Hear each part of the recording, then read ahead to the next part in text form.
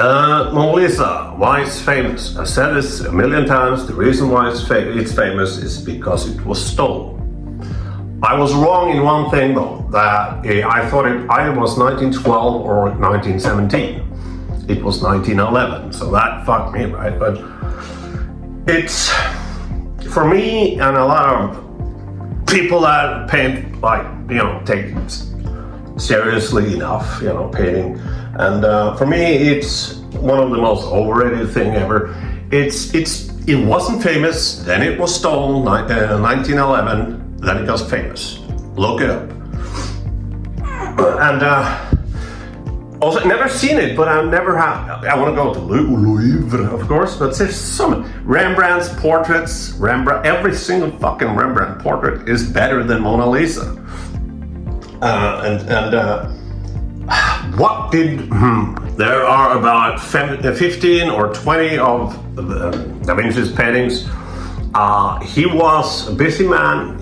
Art wasn't everything to him, and also he was such a perfectionist that he didn't make many of them. But I guess that's the rarity part. Since there's so few of them, there's more interest because they're so rare. And also, Da Vinci was a flat-out genius in a lot of ways, not only art. You had Van Gogh, really, I think. Like Edvard Munch. Some people say Edvard Munch. It's Edvard Munch.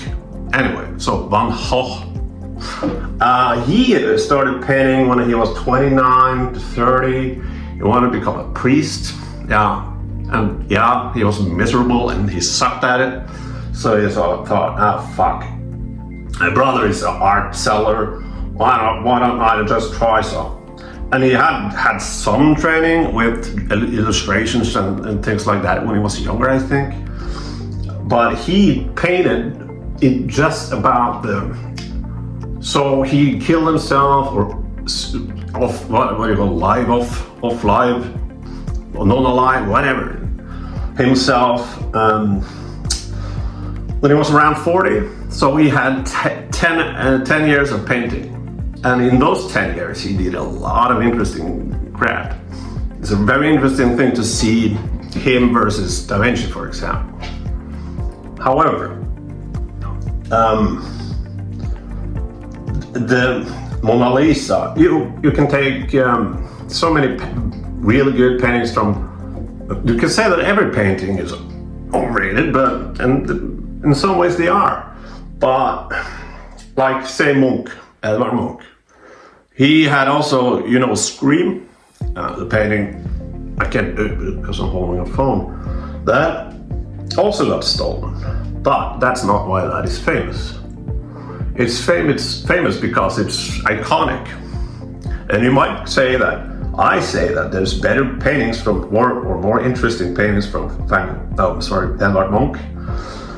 But none of them are as iconic. It's more, Scream is almost like what do you call it? Those, I don't remember what it's called, but it's like your job is to make slogans and posters and commercials and like, this logo looks good,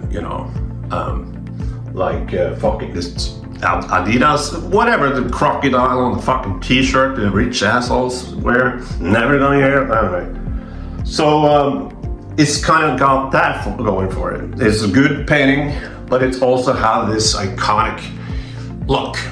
And that's what make that. Also, everybody can see themselves in it. Everybody has had an anxiety attack or felt kind of that way. The backstory is that he took a walk, and he was at this bridge or something on the road, and there was people behind him, and he just got fucking paranoid. And it just a normal day, and he felt that, and he went home and he painted Scream. He's painted 3 versions of it, I think, and looking at it, I can't help but think is this iconic because we made it iconic, or is it iconic because it is?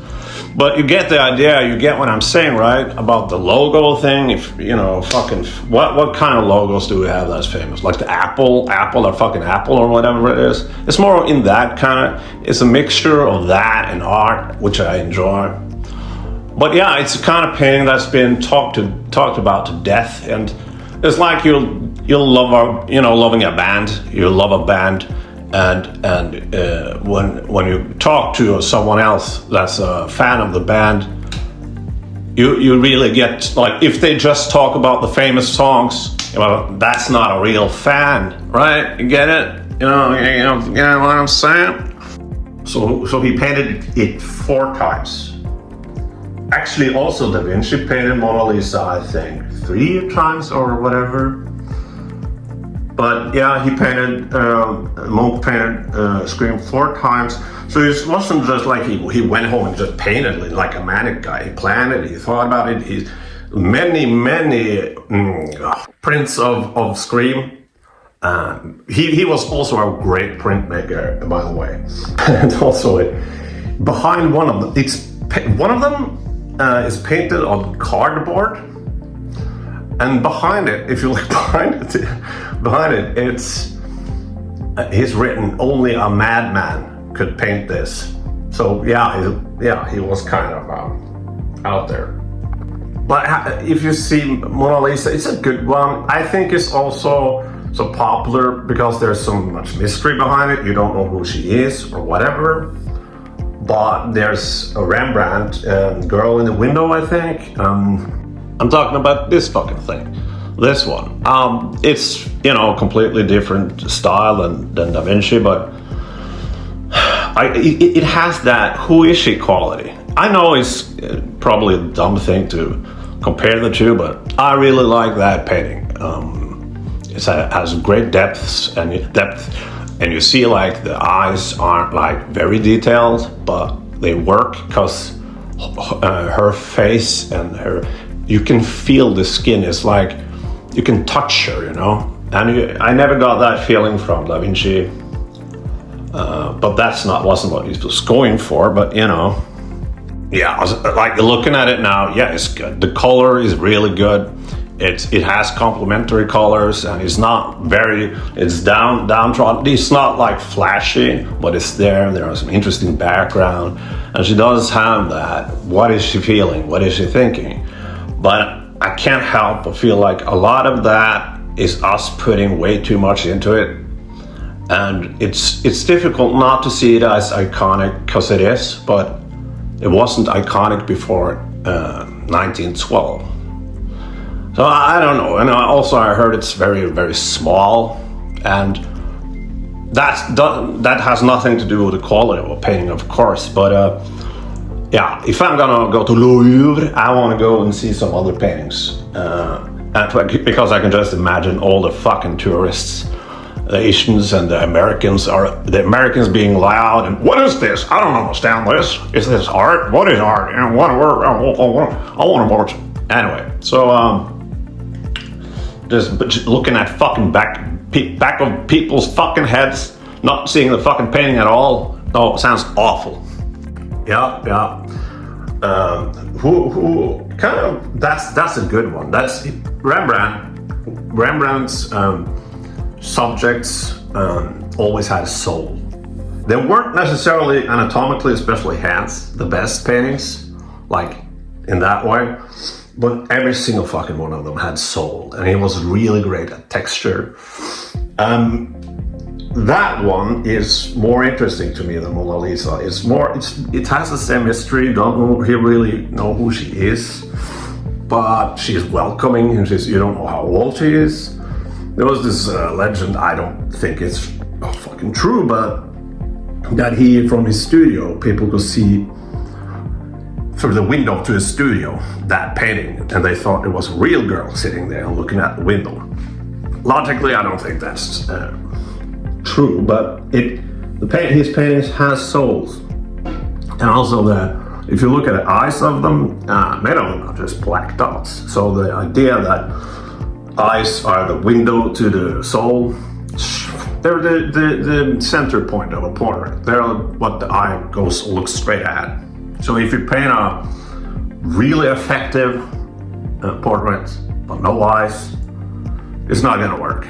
But you don't have to go into excruciating detail to paint those eyes. You can just, there we go. That's a completely different way of painting than fucking Da Vinci. He was more of an illustrator and who colored his, I'm not saying that in bad thing.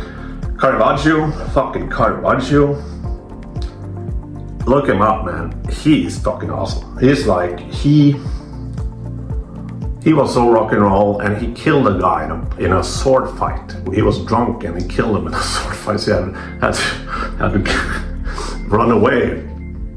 And yeah, he was a big deal back then, and he painted for like people with money and stuff. But he was an alcoholic, and he just drank them up all day, and he hung around the bars, gambled, had his friends that he used as models. And there's, back then you painted religious paintings, Christian Jesus and crap, because people couldn't read, so you did a service. This is the Bible, you can see it. Caravaggio was such a dark person, and lived in like sketchy places. So you can see his paintings, Caravaggio. Like, there's a painting where I think, I don't remember the context, but they were looking for Jesus or something. And there's this bar with people gambling and whatever. And you see one arm from the shadows. That's Jesus pointing at someone. I don't fucking remember. I lived this a long time.